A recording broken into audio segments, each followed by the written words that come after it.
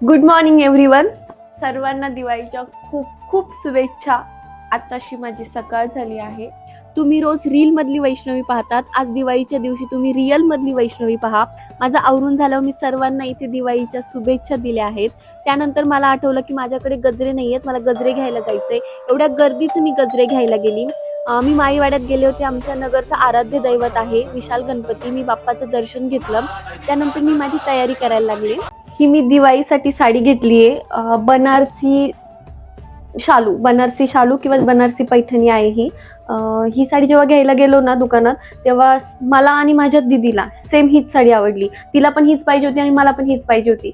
ती घरी येऊपर्यंत मला रिक्वेस्ट करत होती की ही साडी मला दे, ही साडी मला दे, पण नो मीन्स नो. आणि मी माझ्या मम्मीसाठी एक मस्त पैठणी गिफ्ट घेतली आहे. पाहिजे तुम्हाला? ही आहे माझ्या मम्मीची पैठणी. मी तिला गिफ्ट देणार आहे. एकदम मस्त आहे. मला पहिल्या क्षणीच आवडली होती. म्हणजे माझ्या बजेटच्या बाहेर गेली, पण आईसाठी खर्च नाही तर कोणासाठी. मग साड्या तर पाहिल्याच तुम्ही. आता माझी तुम्ही रांगोळी पहा. हे जे माझे नेबर आहेत छोटे छोटे पाहते मला शिकवतायत. थोडीशी बिघडली रांगोळी, म्हणजे फेस मध्ये थोडंसं बिघडलंय, पण मला पुसापुशी करायची नव्हती आणि तेवढा टाइमही नव्हता माझ्याकडे, म्हणून मी तसंच ठेवलं. रांगोळी तर झाली कम्प्लीट आता, पण माझ्या तोंडाची रंगरंगोठी राहिली अजून. चला आता ती करूयात. थोडासा मेकअप करते. मी जास्त काही मेकअप करत नाही. मी फाउंडेशन मेकअप मला आवडत नाही. आणि हे मी आता सनस्क्रीन लावलंय. मॉइश्चरायझर झाल्यावर बापरे किती फटाके उडतात बाहेर.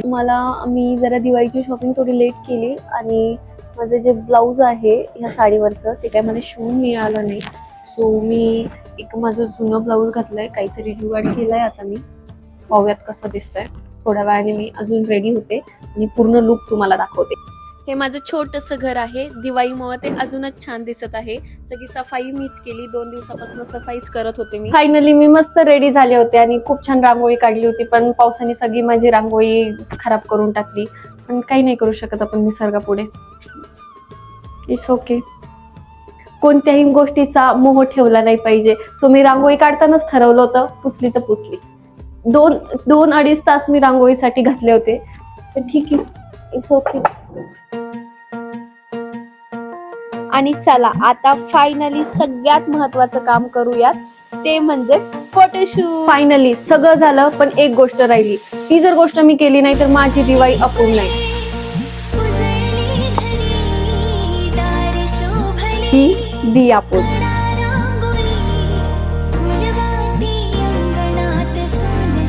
झाली ही पण पोच. फायनली दिवाळी संपली. दिन दिन दिवाळी दैनिक मोवाई.